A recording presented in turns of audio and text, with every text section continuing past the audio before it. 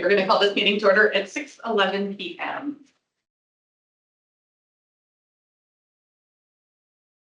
Was.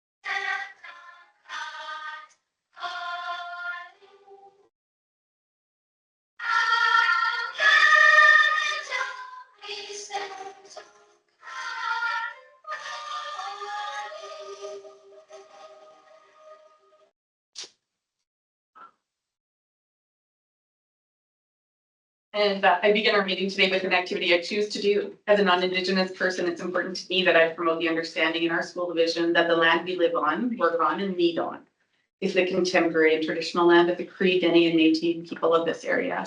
As leaders who influence members of our community, I ask that you be active in your understanding of truth to support reconciliation. Superintendent McDonald, I wonder if you want to speak to our new flag and the addition in our border. I do actually. I was going to ask if I could mention that. So Chris was Trustee Johnson was unable to see them because he's attending virtually. But for everybody who's in the room over in the corner, we have moved from 3 flags to 5 flags. And what we've done is we've added the Métis flag and the Treaty 8 flag, along with our division flag, the Alberta flag, and in the center, the Canadian flag. I draw your attention to the base that those 5 flags are held in. That base was designed and constructed by our maintenance lead, Al McLean. And there's a matching set of 5 flags upstairs in our lobby area. And we're just thrilled with the quality of work that Al does and the help he provided in being able to do this. And the work that Mrs. Westwater did to obtain the flags and to have everything ready for our board meeting this evening. So Yeah, it's really great. Thanks for that. It's nice to have this visual representation right here. Before we begin, I'd also like to review our universal guiding principles. So everything we decide and do, we will hold ourselves accountable and we'll ask, is it good for students? Will it build trust and good relationships? Will it help us improve? Is it a responsible thing to do? And are we being open, honest, and ethical? All right, looking for any additions to the agenda. Superintendent McDonald. It's not technically an addition as it's already on the agenda, but we do require in-camera session this evening to discuss issues related to labor relations. Any other additions? All right, then I'm looking for a motion to approve the agenda. Vice Chair Cook, any discussion? All those in favor? Perfect. All right, and looking right now is a good time in the meeting for trustees to self-declare a conflict of interest. If anyone has seen anything on the agenda that leads them to believe they have a conflict of interest, now would be the time. All right, then I'm looking for a motion to approve the minutes of the committee of the whole meeting, August 19th, 2025. Trustee Martin, thank you for that. Any discussion? All those in favor? And I'm looking for another motion for the regular board meeting minutes of August 19th, 2025. Trustee Johnston, thank you. Any discussion? All those in favor? Perfect. Moving right along then to board chair report. Sorry, let me just switch to my.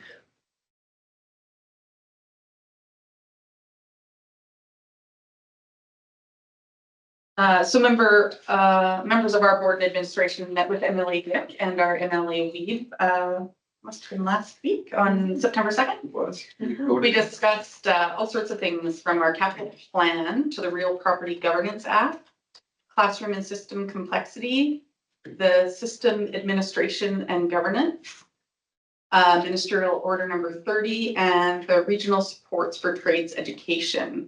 Plus, we had some good dialogue with them on topics of interest to them. Our board is really grateful for the continued engagement of our MLAs, as they've been very willing to meet with us on a regular basis and engage with us on matters. So yeah, I really appreciate their time and really good. All right. Advocacy, we have the minutes from our last meeting. Trustee Martin, did you want to add anything to those minutes? Not unless there are any questions I came from it. We did discuss it last meeting, so I'm not seeing anything come up then. All right. Board Policy Committee, Vice Chair Cook. So this is a verbal report. We had our meeting today at 3:30. And so myself, Trustee Johnson, Trustee Buziak, Superintendent McDonald, and a big welcome to Deputy Superintendent Robinson, who joined us. And then as well, Mrs. Westwater. So today, we had some discussion around board policy 11 and policy making. And so stay tuned because we will have a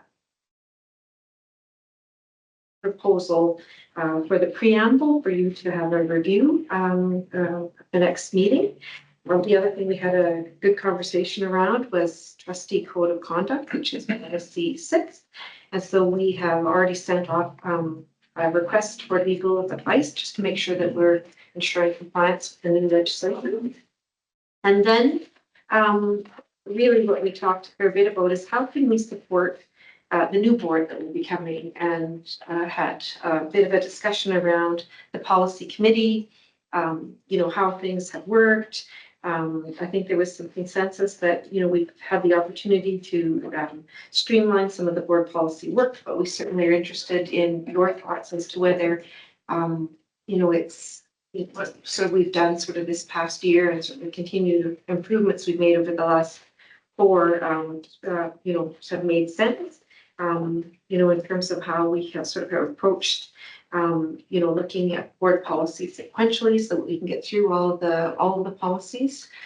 So we just ask for a minute of your time if you have any feedback, thinking sort of back to when you might have been a new trustee and what that might be like, or maybe what we could do to make sure we prepare trustees for board policy. Any suggestions or comments off the cuff, understanding that probably just bringing them to the table today? Maybe they've been burning for 4 years. Oh, my God. And we recognize that there will be an orientation. There'll be for the new board, there'll be sort of 2 days of orientation, and our leadership team will, make sure that there's sort of an orientation there. But is there anything that you sort of think, gee, you could sort of do differently, or it's? I'm just wondering, was the question how the board policy committee works? Oh, Is that, it's both. it's that And getting orientated Yeah, on the new yeah, policies? yeah. Just anything we can do, because we also recognize that, the setting policy is, one of the most important acts that we have. And we just want to know, have we got it right? As we meet for an hour, we talk about policies in a meeting, and then we come and present, when it's that, because I know it had worked sort of differently in the past. And we've talked before about how if every policy was reviewed by within the board by everyone, it's, it would take more time. And so. Trustee Martin, did you have something on? Nothing right now. I'm trying to make my final idea, but it's not formal. formalized right now. I'll get something put together. Well, I'm not sure happy to leave that just as maybe some thought, but that if people have some thoughts, we can certainly discuss it, because we'll be approving the minutes next time. So Yeah, next meeting is October 14th, so the committee will be looking at a kind of a draft of the background about the policy and recommendations for the next policy committee. If you have any advice or anything that you'd like to suggest be included?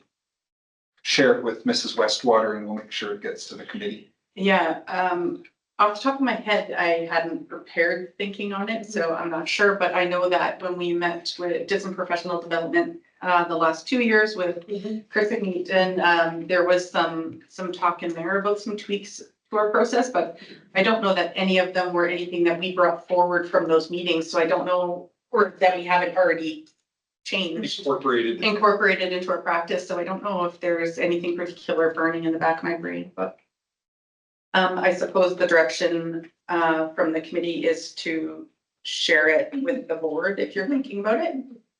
And then you can talk about it next meeting in minutes. It's just a part of continuous improvement. And that's it. Next, as Superintendent McDonald said, our next meeting will be October 15th. All right, thank you for that. A governance minute, Trustee Johnston. I'll turn it over to you. I am excited to share a governance minute with you guys about the topic of how does the board find out and know what students, staff, and parents in the division think. As trustees, understanding our community's perspective is really important to effective governance. We have a variety of different methods to make sure that we're hearing from the thousands of students, families, and staff that we serve. We've got an array of mechanisms for systematic feedback, which are regularly structured opportunities for interaction with the community. Assurance surveys are our most comprehensive tool, reaching parents, students in grades 4 to 12, and all staff. This year, we heard from nearly 2,000 parents, over 4,000 students, and 650 staff members, which is our highest participation rate in years. Next, we have our regularly scheduled advisory committees, which provide an ongoing dialogue with our constituent groups. Among others, our Teacher Trustee Liaison Committee connects us directly with teachers, and our Student Advisory Committee gives students themselves an opportunity to interact with us on issues that matter to them at the school level. Each school, of course, also has a monthly school council, which serves as a bridge between schools and families. Parents there can contribute their perspectives and feedback to what's going on at the school, and a trustee liaison sits on each school council in the division to be able to bring board updates to them and to bring feedback back to the board table. In addition to systematic feedback, trustees also perform community engagement in many ways.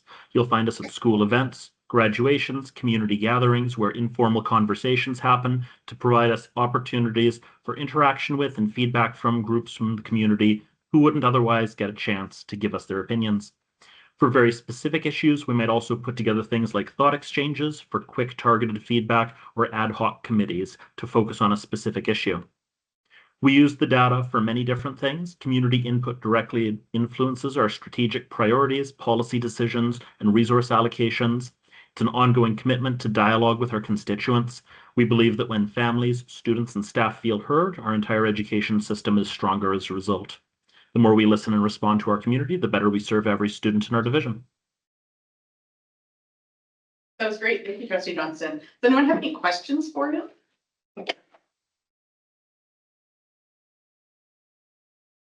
I have a question if you prepared that.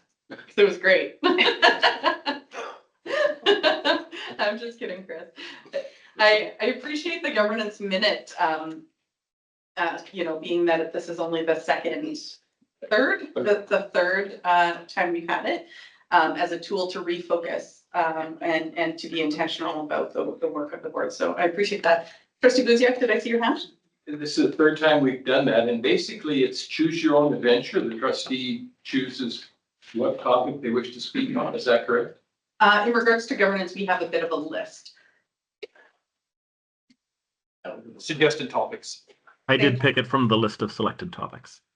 And it came up at a policy meeting today that perhaps in future years, each governance minute could be based on one of the board's policies. It's great. 20 idea. policies and 18 meetings. Pretty much cover everything. Yeah, we did. That's a good recommendation. Or whoever's up next might want to pick a policy if it's not in the list. Hey, there's a thought. I've already decided on my. Well, you're next. Okay. Well, maybe that could be though a suggestion. Yeah. Trustee Buziak for, for future, like for the new board for consideration. And to that point, and to the governance role, and to Chris Smeaton, if we're bringing it back our professional development, he talked about that common understanding, with the board, you know, that we all have the same understanding of the policies and that we're, unified in what the words actually mean. So I think the point you're making makes good sense, trustee Buziak. All right, thank you, trustee I Johnson. might be out of line if I brought a hand puppet in to interview me about. Yes, I think you would. No, I'm afraid the answer was no. Since you asked, the answer is yes. No. All right, individual trustee reports. We'll stick with you, trustee Johnston. Did you have anything to bring to the table? I have nothing to bring to the table. Trustee Olet? Not at this time. Vice Chair. Thank you. Trustee Martin?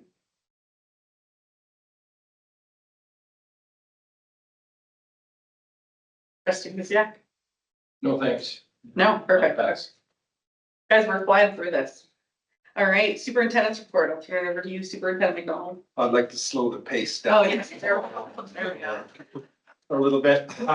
My report does have quite a bit of information in it. You know, I'm catching up a little bit, for information with some of the things that have been happening since we returned in the summer in the new legislation. And there's some information in there. I will take any questions about any of the information at any time that's included in my report.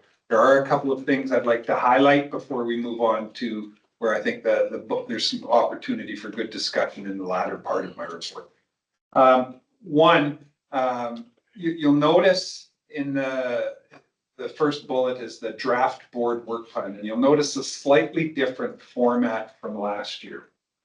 And the intent of changing up the format is to provide a little more clarity about what happens each month and to make that connection to board governance a little bit more visible. But it is not, I'm not proposing any change in practice. Plan to still include it in the board meeting packages. Plan to gray out those that are past date and to highlight those that are next upcoming. And really where that came from was related to some work we're gonna be reviewing later in my report in the governance framework. Saw an opportunity to include the month by month board work plan in the framework for anybody who might be looking at what the board does. And we can update it annually to put the annual work plan in.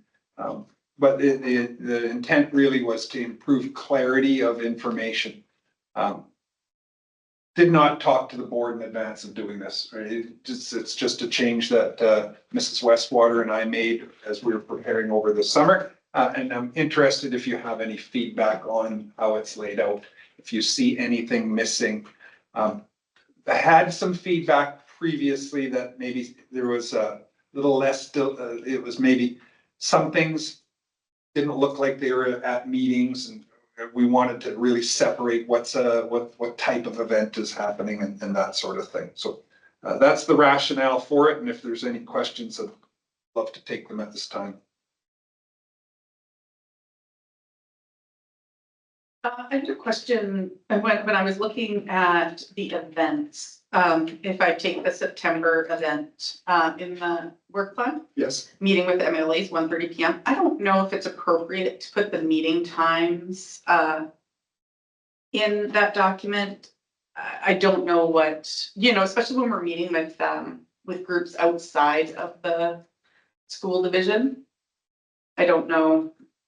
Anyways, I was thinking about that as I was looking at this, if the MLAs want their whereabouts to be known or Yeah. things like that. Yeah, that's a really good point. Typically, those types of events that are organized on the fly don't end up in the work plan at the start of the year. That one we did have booked in at that time. I was thinking, so the MLA one was obvious to me because it was in there, but then I was thinking about the same thing, city council, or you know, any of those other liaison groups. Would we want the time in there? And I don't know if it's appropriate to. So for the public, probably not. Mhm. For organizing the board, what if we send you invitations to those events for your calendars, if we get the times off the work plan, So I believe that if the work plan is a public facing document, it shouldn't be there. But if it's for the board, I think it makes sense to have but that. if it's for the board, and we're including it in the agenda package, it's a public document. True. But I'm thinking, the point I'm trying to make is I think the middle ground might be, for those types of stakeholder events with external stakeholders, we could leave the time off, just note the date, you'd have the time in your calendar. I guess, You but put it in the that makes calendar. me feel better, Okay, looking around, Yeah. seeing nothing. appreciate that. Any other questions that came up after looking at the work plan?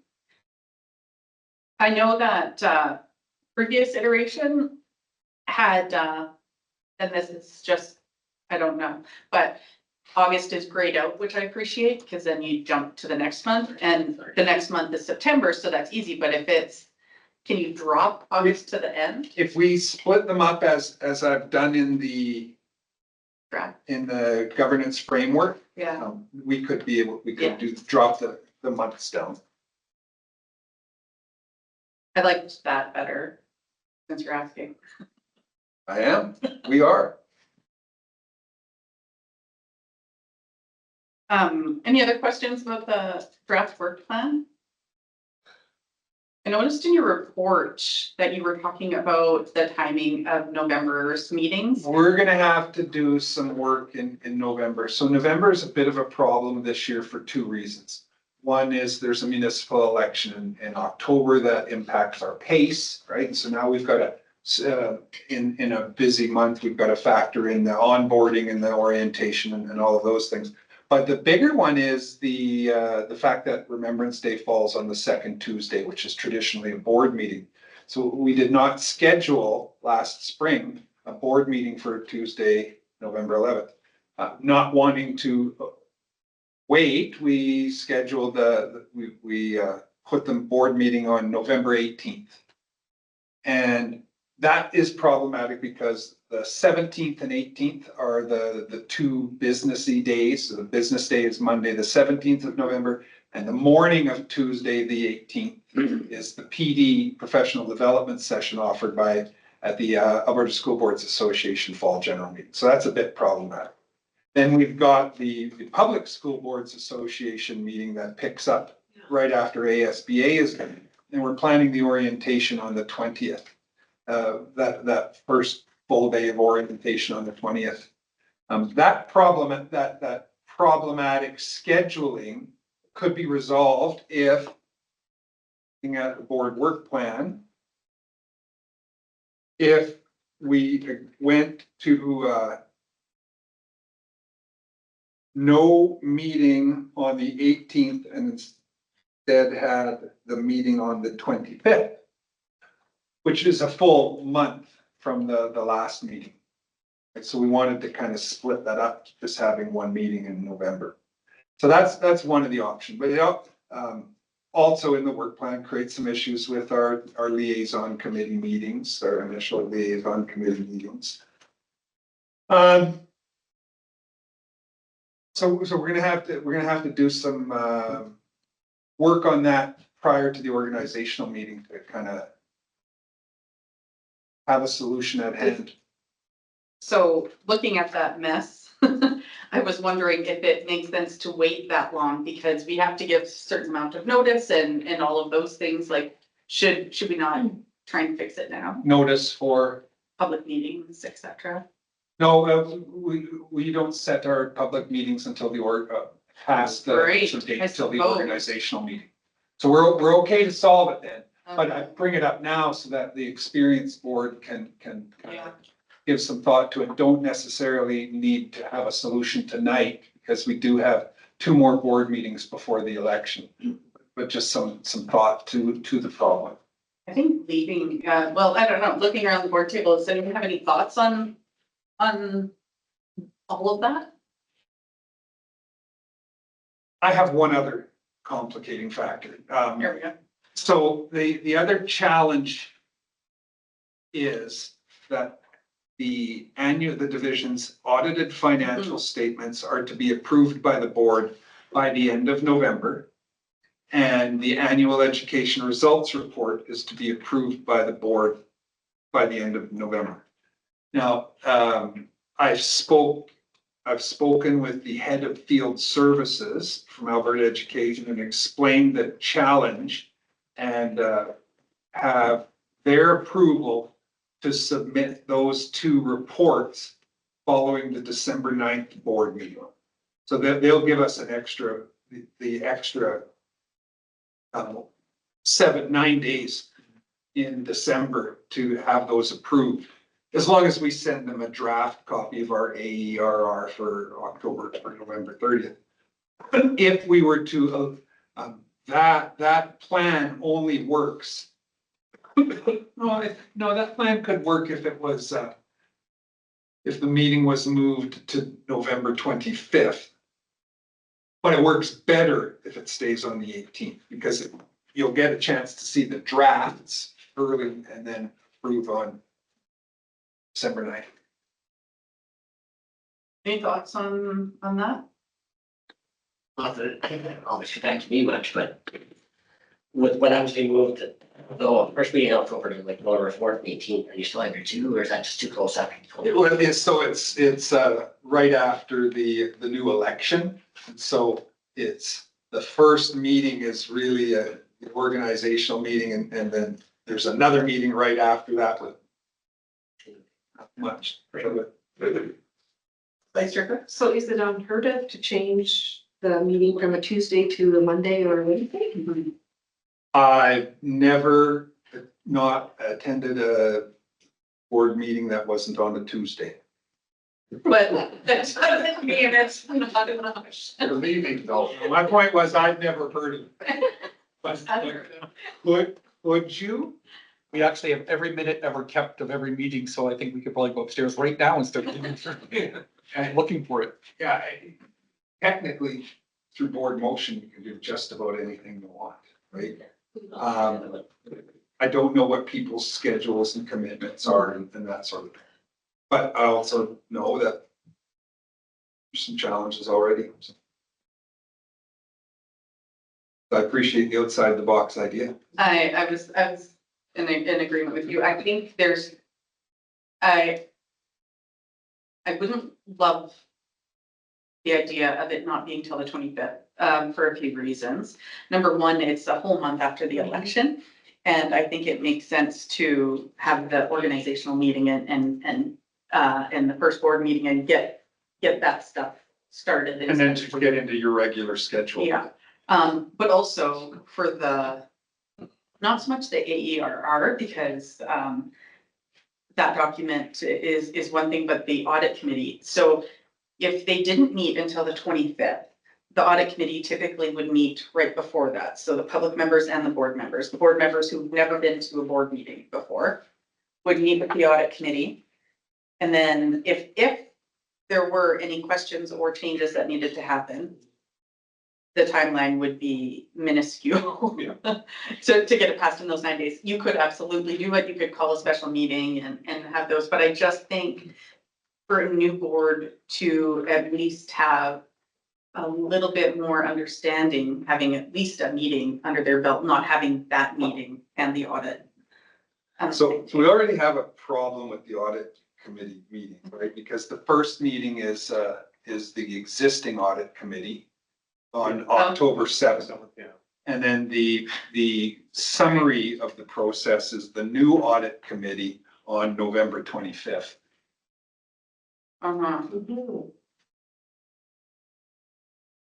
And that's just the way it is. Mhm. There's no workaround for that. No, that's true. But it adds back that second meeting in November if you wanted to have the meeting on Wednesday, November 13th. Well, yeah. Well, it's a leap year, isn't it? You're correct. Well, sorry. Trustee Johnston? No, I have Okay. nothing. Okay. Anyone else have any thoughts after hearing the conversation? There you heard it. So we could adjust the board schedule from the municipal election forward to include that and take that to the organizational committee meeting in October. It's a recommendation from the board and it's up to the new board to approve. I'm seeing heads nods, not seeing any. Yeah, sounds like it. Well, thank you. Appreciate that. Up to you. That's the second item of my list. Chair, we've got board government or board work plan on here twice. That's probably by design. It is. The one is that I wanted to put it in to have that discussion about it. The second one is the standing board work plan. It's technically in here 3 times, I think, because it's in the governance framework as well, but it's just that important too. So that concludes the items for information. If there are any more questions on those first 6, 7 bullets, I'll take those now before we move to the items for action or discussion. And James? One really quick note, that the information about the Learning Commons implementation update is stale dated at Yes. this point because yesterday there was an amendment made to the ministerial order was rescinded and replaced by a revised edition that in summary eliminates all of the different categories that the government had established around explicit sexual content, non-explicit sexual content, non-sexual content, and said really what we're looking to do is ensure that explicit visual depictions of sexual acts are not present in library holdings. And that's the summary version of the work we're starting to do. It's a much simpler approach to things, and we'll keep you updated on what that looks like. So that's pretty hot off the presses.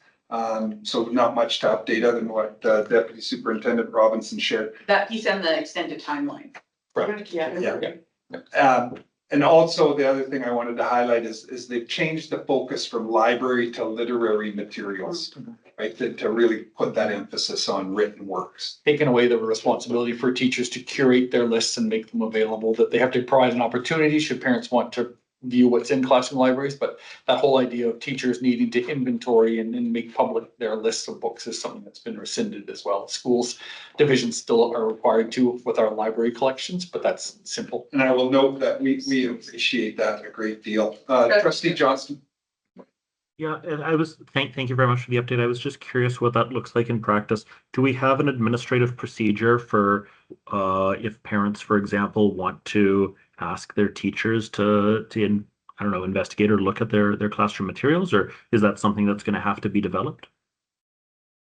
It won't be an administrative procedure. It's just going to be a part of annual practice.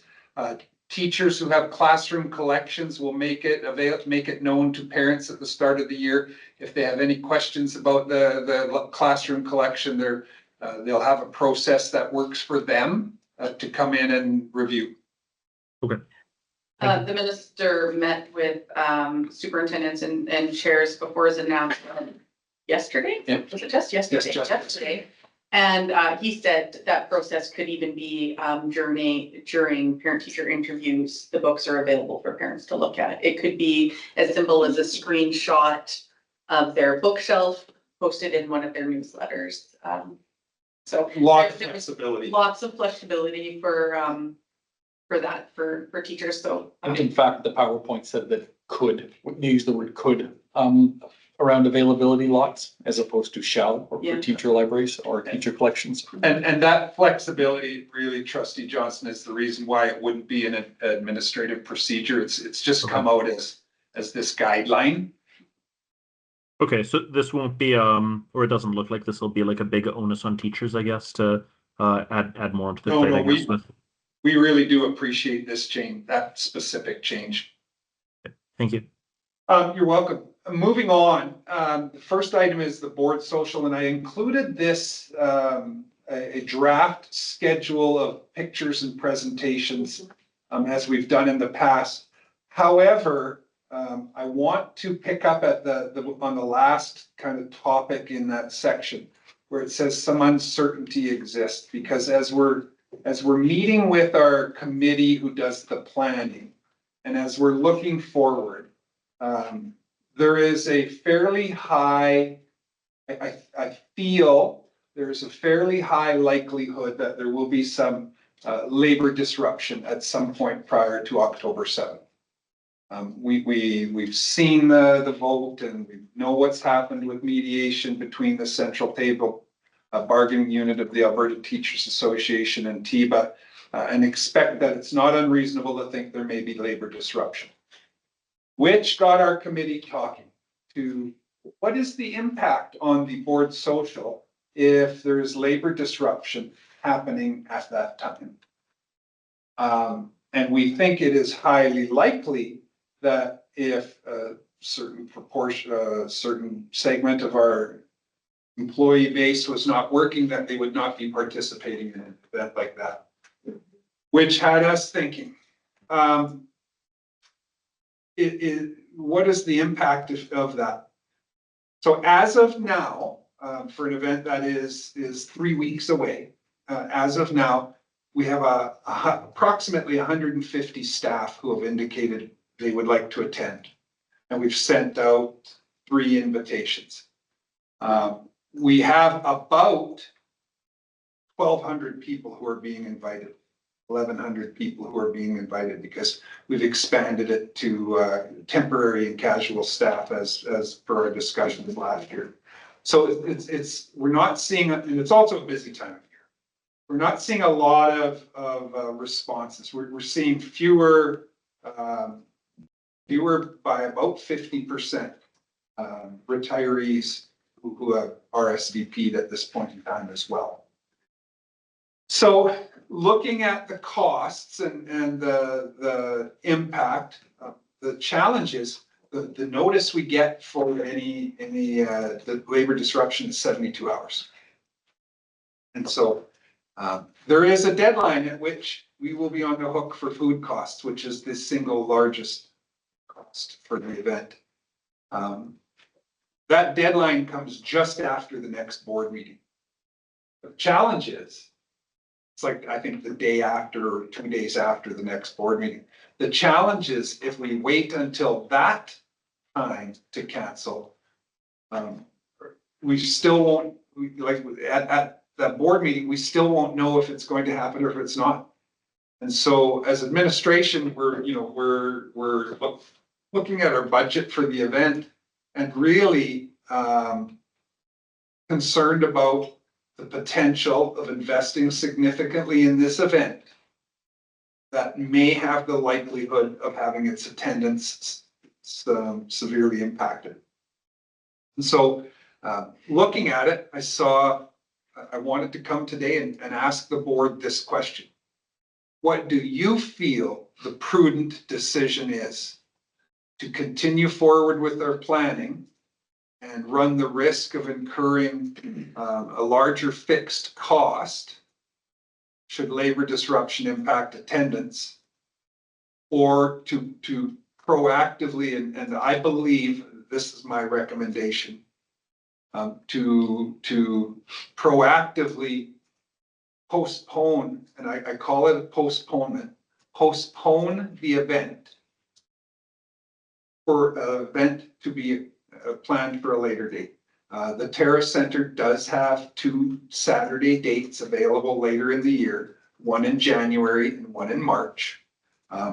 It would not have to be the traditional board social because we've managed, we've handled all the long service distribution already, long service staff distribution recognition already through school staff meetings. But it could be a bit of a hybrid that serves the same thing. Recognize retirees, recognize long service, recognize exemplary staff, and celebrate the staff of the division, but with a little more safety and certainty that everybody will be able to attend. So that's not in the package. I apologize for that. That's just conversations the last few days. Looking around for comments or questions, Trustee Olet? I would say we would be better off to postpone it till, February, March. For 150 people to respond, with it being under a month away, And for us being on the hook if strike notice goes into effect and we have to pay for, you know, food. It would be, that's a lot of money, and to postpone isn't a bad idea. Richard Cook? I tend to agree with trustee Olet, and I actually think that maybe there's a silver lining in the fact that maybe January or March are actually nice dates or different dates to have a celebration. Certainly October is a busy time of the fall, like there's just so many events. I was just curious to know, like at this time last year or previous years, would it have been about double that we would sort of know about in terms of RSVPs? I don't know that I have the ability to answer that because our event was usually so much later in October. Okay. Um, It's just that we, Grand Prairie, we're notoriously for ticket Last sales or anything, it's like very last minute, but I do think it would be astute. We do now, sorry, and I've only spoken about staff. We do have just over 300 people who are coming, but only half of them are staff. So, okay, It's only or just about 150. That's all staff. Yeah. All staff. so we have 300 that have RSVP that are coming So so far. staff plus Yes, guests, 300 people, yeah. So 100. 300 people. 150 plus a guest. So I, it's a staff event first and foremost, right? Any other questions or comments, trustee Buziak? Chair, I would move that the 56th board social be postponed to a date later this year to be determined, Next year. this school year. Next year, gotcha. That motion seems to be in order. Any discussion on that, that we haven't already heard? Trustee Johnston? With regards to that motion, the only thing I didn't like about it was just a date to be determined later or sometime in the future. Would we want to pick maybe a date to come back to the topic, presumably with the new board, obviously, to make the decision at that point? A date for it to be back on the agenda? Yeah, a date to circle back to the topic. Yeah, we can certainly bring it back to one of the first board meetings for the new board. It's only January. There's the two dates at the Terrace Center for January, March. I think there's an opportunity to have discussion about what type, do you want the event to be this event just held in the middle of the year? Or look at an alternative style event because it is the middle of the year? That sort of thing, that's a discussion that might be best served by the current board. Oh, you think the current board? Yeah, I don't know that. I don't know the new board necessarily has background on it. Is anyone eager to change up the format of the event if we're having it in the winter, I suppose, January, February? Nope. All right, so, Chair, is that connected to the motion? fair point. Fair point. No, it's not. So we'll get back to that after. Motions on the floor in regards to postponement. Read the motion. Back to us. I have trustee Buziak move that the board postpone the 56th board social to a date in the 2025-2026 school year.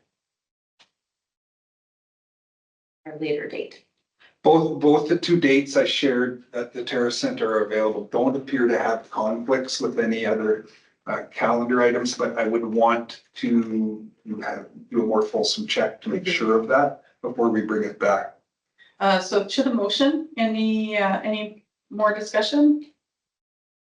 All right, we'll call the question. All in favor? That was unanimous.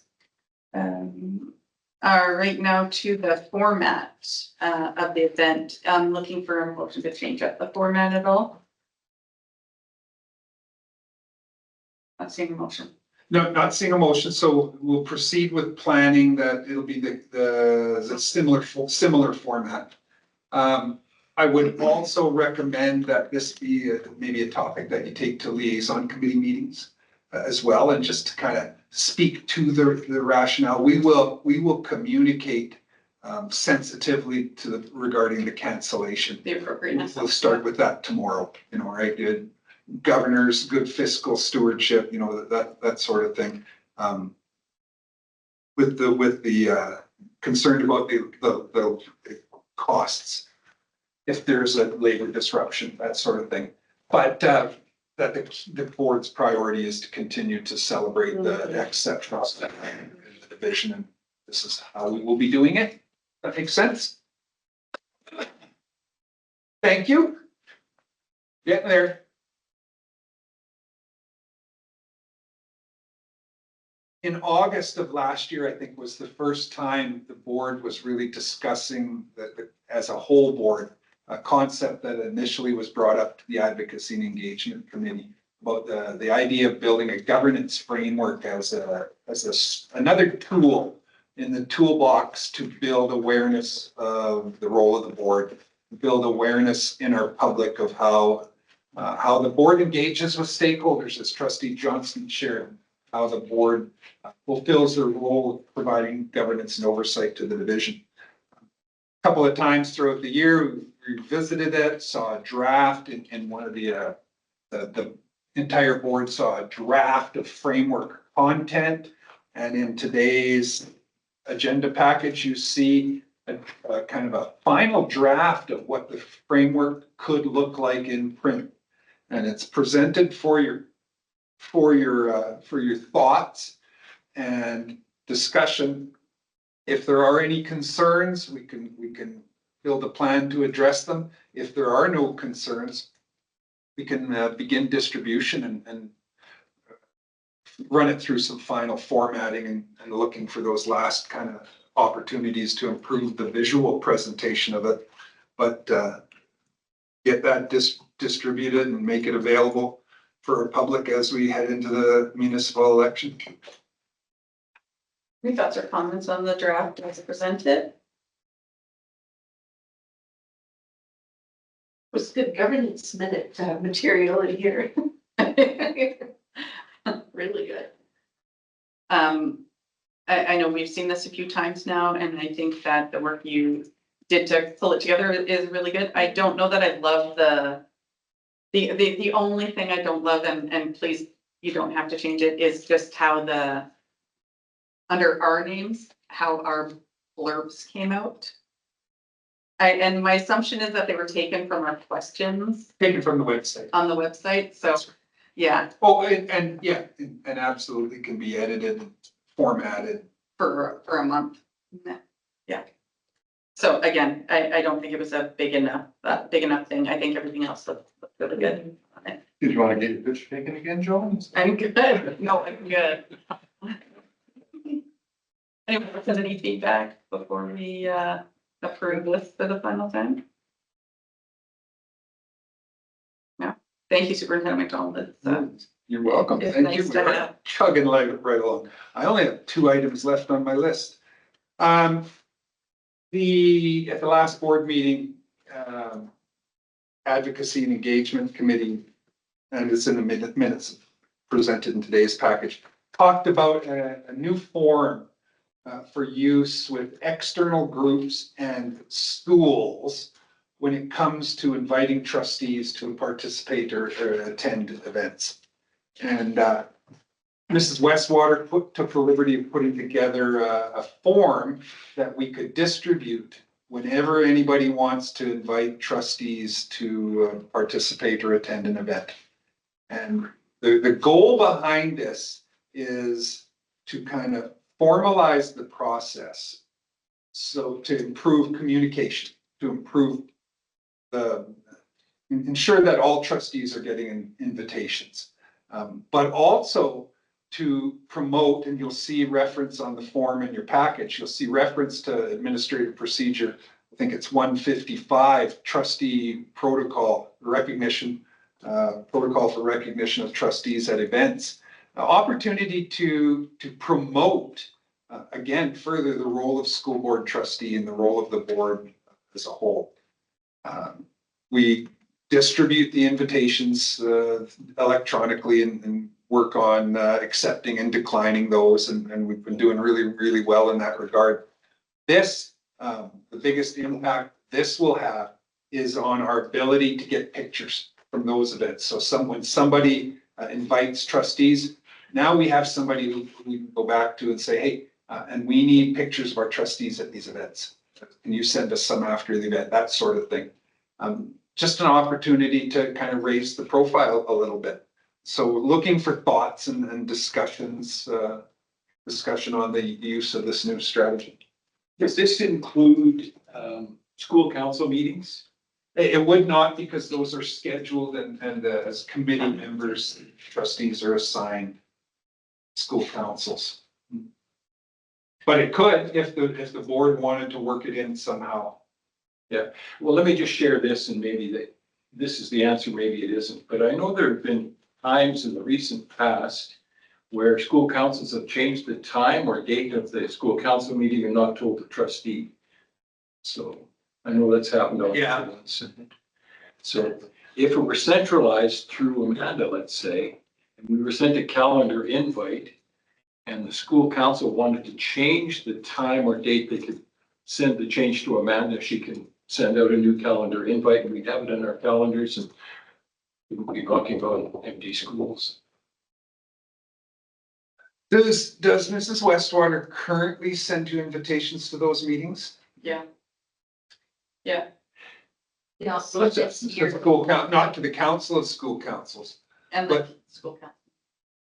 they're just starting for school council meetings for this year, so I've gone in and today actually, I pulled all of the dates. Okay. And I built them in as a recurring. Those will go out as soon as I know for sure, but the school councils also haven't posted their 25, 26, because a lot of them haven't had their AGMs yet. That doesn't solve the problem because when they change the date, they need to tell us. And so thus far, since I've been working here, when they do change the date or the time, some of the schools have notified me to let me know, and then I will let the board members know of that change, modify the calendar invite. But again, if the principal or the chair doesn't inform me that. So I've actually got the school councils on the agenda for our principals and vice principals. Tomorrow I can emphasize the importance of meeting to communicate. But if all of the scheduled school council meetings are going to go into calendars, then all we need them to do is if a meeting is canceled or changed to notify you and you, wow, Which is how it is now. yeah, wow, that'll work, eh? I think, No, no? I think that because they're already in our calendar and they're set for the year, and then you're at the March meeting and they're talking about changing the April meeting, they're not necessarily changing all their calendar invites, right? You know, sometimes they change on the fly Yes. too, Yeah, though, right? and it's the fly that, But if they let Mrs. Westwater know, if they did, yeah, that's. but right now it's if they let the trustee know too, right? Right, and what we're trying to get Yeah. at is to centralize the communication. I understand that. You could try it. I Or think, even the principal or the chair. No, I expect it's the principal. Right, like No, but just email the trustee. No, I really don't think it should You want go it? direct. I think Okay. it should go for improving the quality of communication. It should come through Mrs. Westwater. I appreciate that, because I know sometimes I've contacted Mrs. Westwater and said, is the meeting tonight or is it like last week? Because it does change to trustee Luciak's point. And so I tried to do that through each. yeah, you can try it. So you can do. Just one other thing on the attendance request. So can the school put in 6 of them, or does it have to be an individual request for each event? So can they put in Halloween dance, Christmas dinner, all into one request? Instead of having to do one for each event? In theory, yes, if they had all of those dates set. In practice, they're generally firming dates up a little bit on the fly.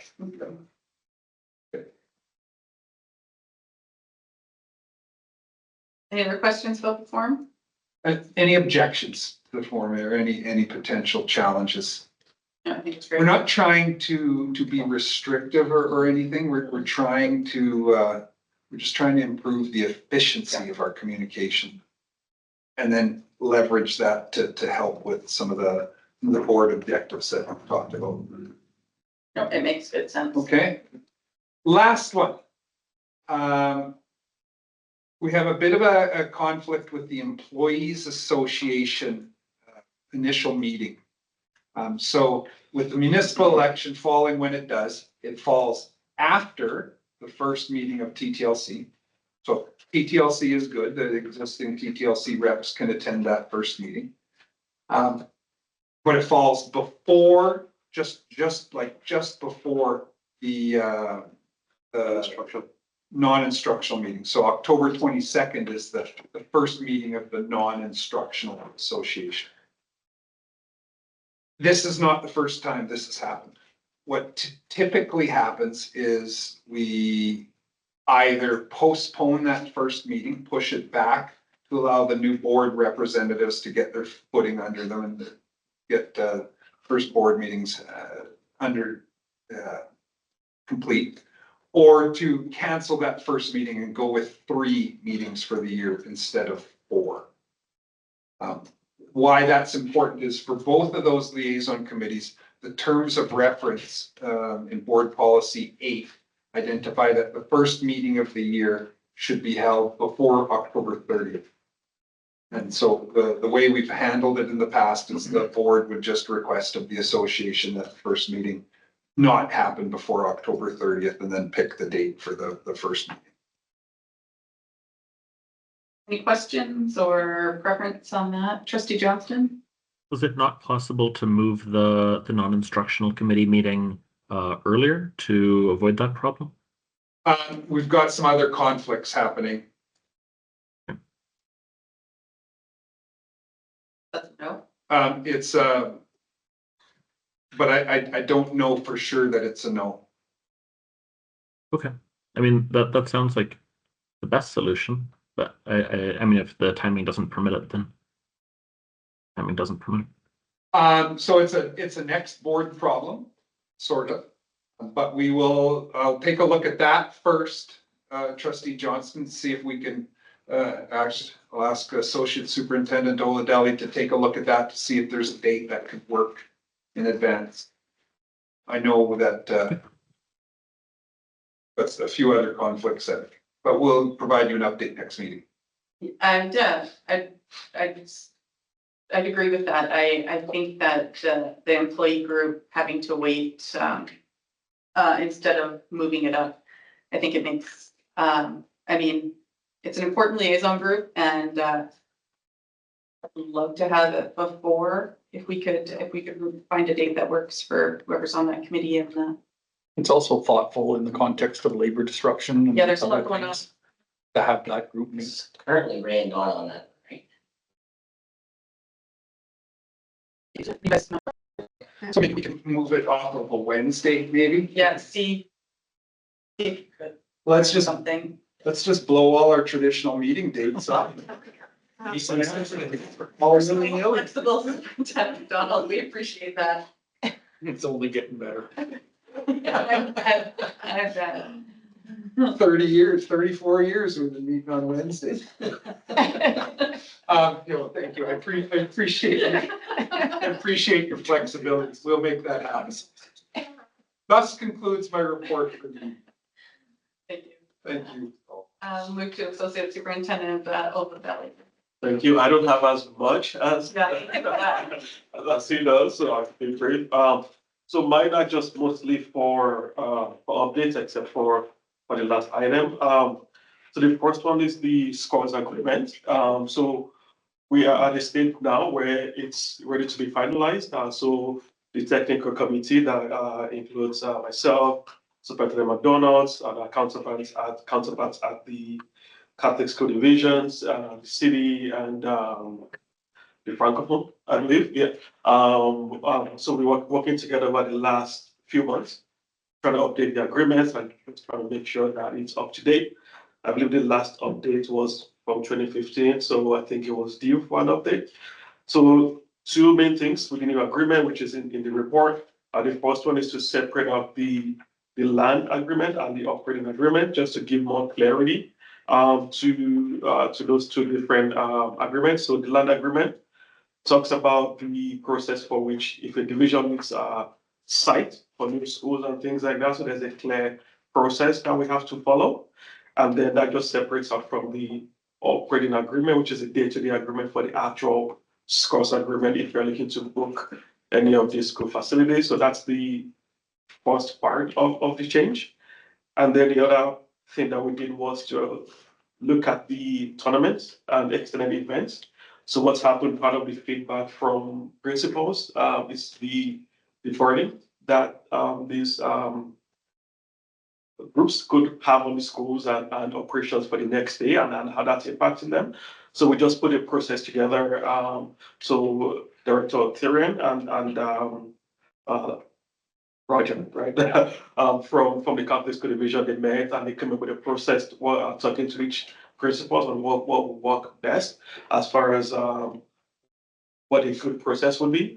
We came up with a protocol for all tournaments now. So an excellent event. So if it's more than 2 days or a few hours, then there will be a fee, and then maybe some of the groups, sports groups in the school would be able to use that as a fundraising exercise as well. So they could do some work and they raise some money for the clubs and things like that. So again, so that provides more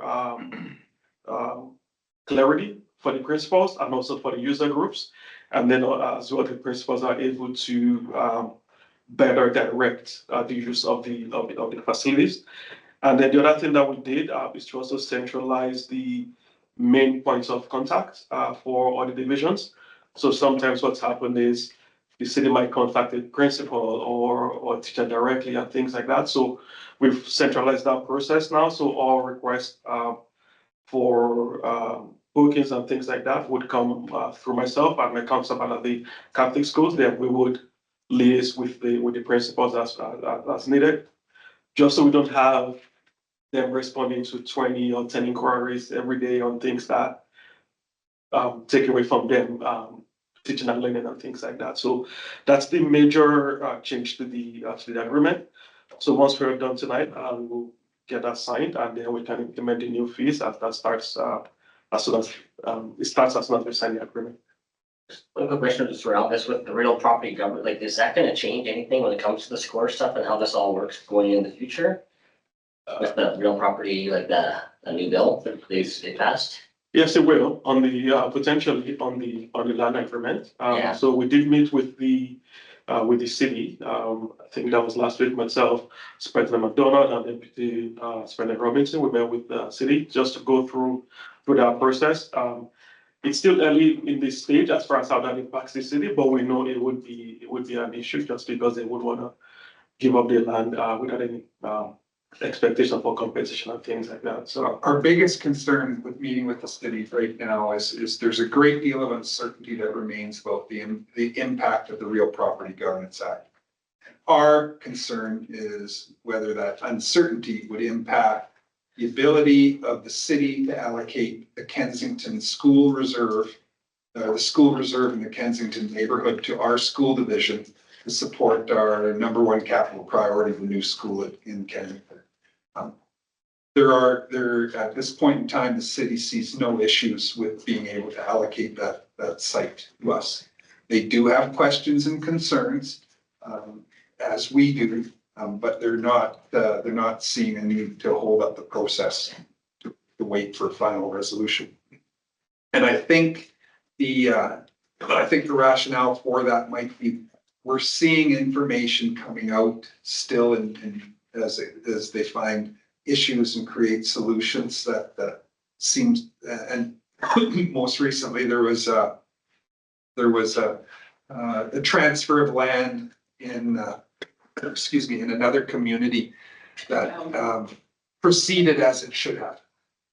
So we're hoping that reasonability will prevail. Okay, sounds good. Thank you. Questions for? Did I hear you say that after this update, that's when I'd be required to sign the scores agreement? Yes, just so we can, inform the board. Yeah, so. Sure.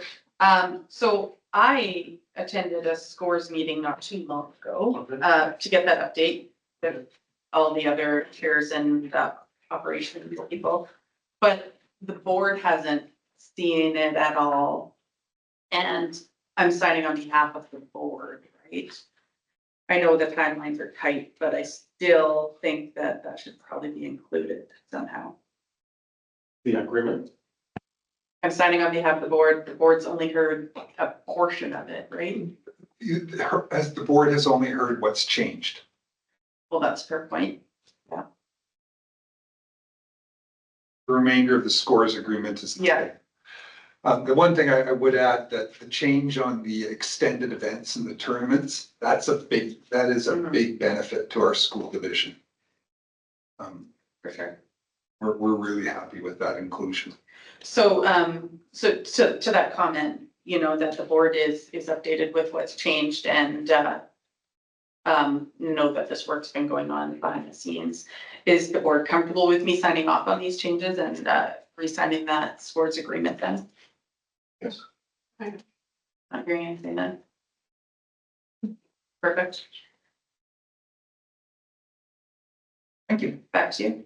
Thank you. So the next one is just an update on the audit planning. Happy that this one didn't get changed so far, so we'll see what happens. So the first meeting of the audit committee, we have it for October 7th. And then the second one will be on November 25th. So one of the things we're looking to do this year is to provide the committee members with the results of the audit ahead of time. So that if there are any questions or any concerns, those could be addressed before it comes to the board for final approval, for adoption. So those are the two, that's the only change that we've made. We have contacted the two public members and they are willing to stay on again for this year, which is good, and they are fine with those dates as well. And I believe this should be in the calendars. It is in the work plans, Okay, it's in the work plan. those initial, not in calendars, but in the initial plans. So I guess we've talked about this a little bit and changed that, somewhat. But I wonder, I know from experience that going into your first audit committee meeting, being one where you have to approve the audit financials, I just, want to, and you haven't, gone through a new board with an audit committee. I guess you're new to it yourself, but, I would just say that it's really on administration to make sure that the audit committee feels comfortable with their recommendation and has enough information to make that recommendation at the end of that first meeting. Yeah, I would recommend to the new board that if at all possible, have at least one experienced trustee, if possible, on the audit committee as well to help kind of steer the support of the new members. Yeah, that makes sense because it's a really quick turnaround with the deadlines, so. I know that in the past, having that summary document has been a super big help. But also having a full copy of the financial statements in there. Sometimes that got missed and I think it's really important. I'm not saying, I'm not looking at you. I'm looking at you.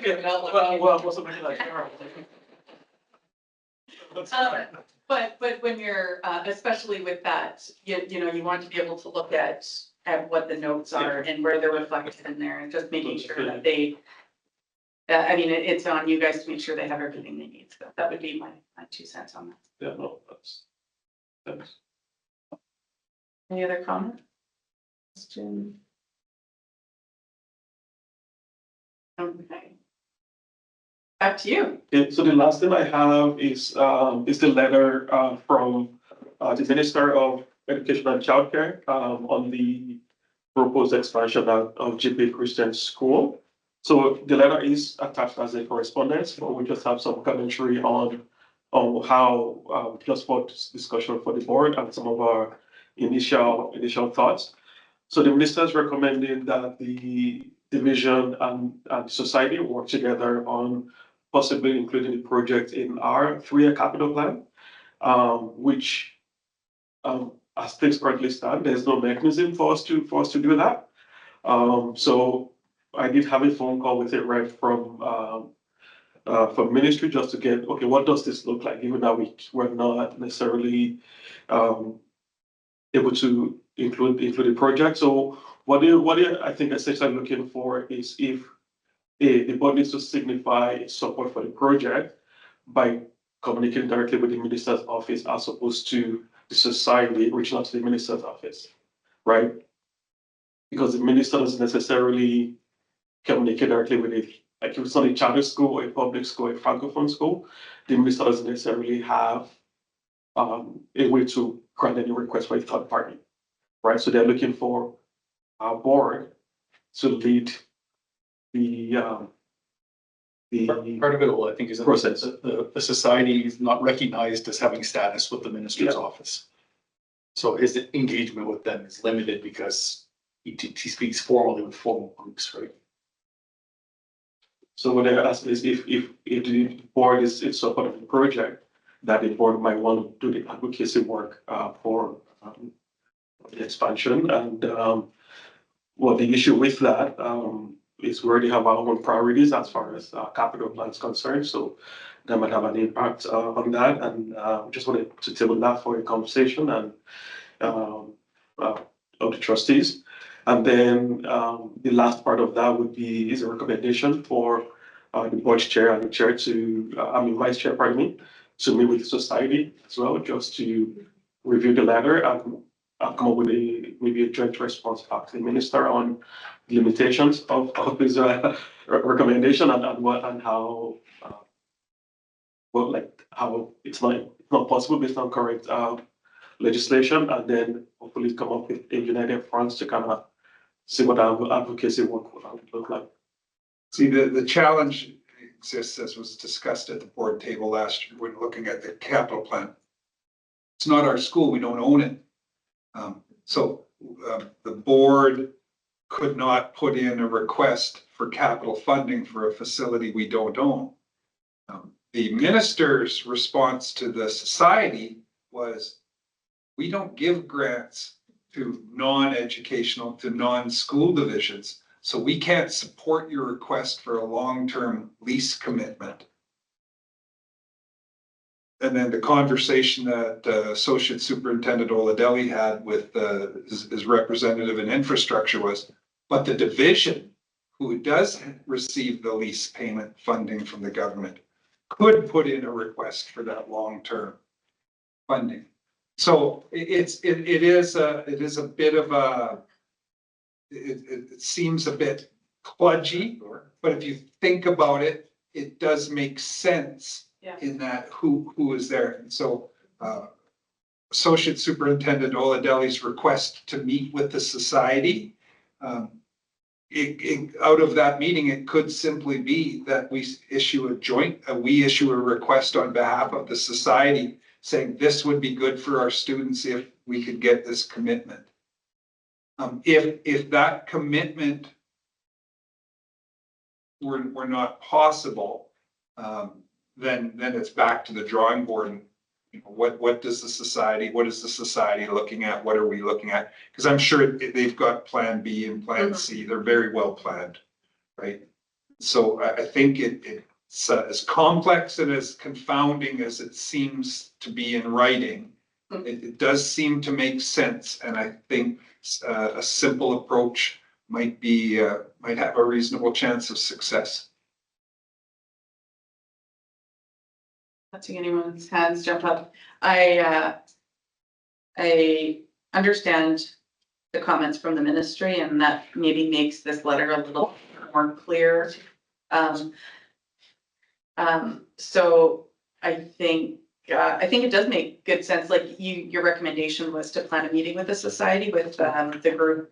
I think it's chair and vice chair or on that committee for the board, meeting with their chair and vice chair or whoever their representatives are.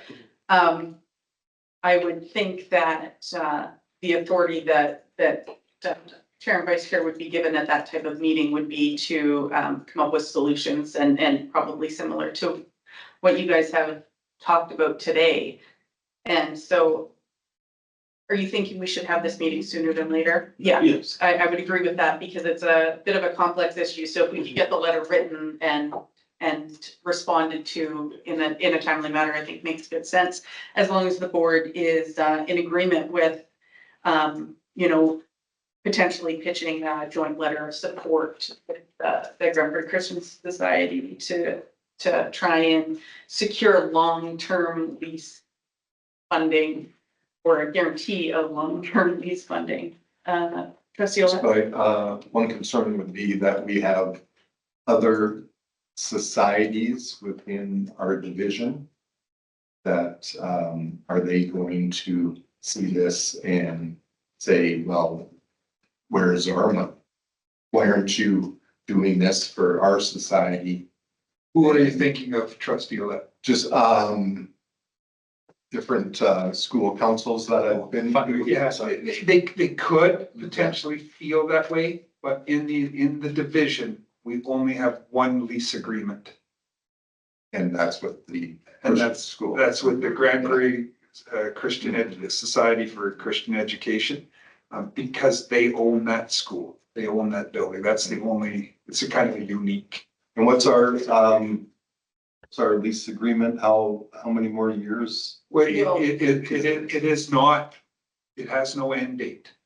It's year to year. It's year to year. And so If the government cuts it off, then it's not. then it's done. And so that's what, in order to self-finance an addition to the school to handle the increased enrollments, the society needs that long-term lease commitment. Because we just flow through whatever we get, we give. Sure, yeah. Right, so they need that commitment to be able to get financing to self-fund their expense change. But I think having to that point, a little bit of flexibility in what comes out of that, coming back to the board as a recommendation for that letter, because the minister has been pretty clear in his letter, and when I attended on our behalf when the Christian Education Society met with the minister, that he can't promise future funding. So a long-term lease funding, although it sounds like a simple solution to us, doesn't seem to be a simple solution for the ministry. So having some flexibility in what potentially comes out of that to bring back to the board might be an interesting thing. Trustee Martin. Oh, sorry. I was gonna say, there are others in government who have the ability to extend that long-term commitment, however. Trustee Martin, did you have your hand up? Only just is there a risk like that we lose some of our other priority things on our capital plan? No, This is we're this would be completely outside the capital. Okay. Cool, thank you. So is anyone, is the board in favor of meeting with the society, with the committee of the board, and trying to get that meeting scheduled to bring back some committees like we talked about? All right. So, Mhm. Yeah. Anything else for you? no, that's it. Okay. Did anyone have anything for professional learning? Since last meeting, I don't think so. The work plan, we're not gonna talk about that again, but if anyone has any comments. What a plan it is. So feel free. Correspondence, so we had the letter from the Minister of Education and Childcare that we just talked about with Granbury and District Society for Christian Education. We had a letter of condolences that the board sent to the Traumic family. We have a letter from Wolf Creek Public School Board to the Premier regarding comments in the Edmonton Journal. All that was in there for review. Seeing no hands up, Vice Chair Cook. I just want to thank you very much for letter of condolence to the Channel family for Ken. He certainly was a icon in the community and really was, I think, a champion and did some terrific work, I think, long before our board. So I really appreciate you sending that out to sharing On behalf on behalf of the board. Yes. But you know what I mean. Yeah. All right, then, seeing no other hands, I'm looking for a motion to go in camera. Vice Chair, or no, sorry, that's a throwback. Any discussion? All those in favor, we'll go in camera at 7:31 PM. Looking for a motion to come out of camera, Vice Chair Cook. Any discussion? All those in favor? All right, and we did have action arising from in camera, trustee Olet. The strike committee shall act on behalf of the board on all matters related to the labor disruption, So you move for a strike committee? a strike committee to be formed.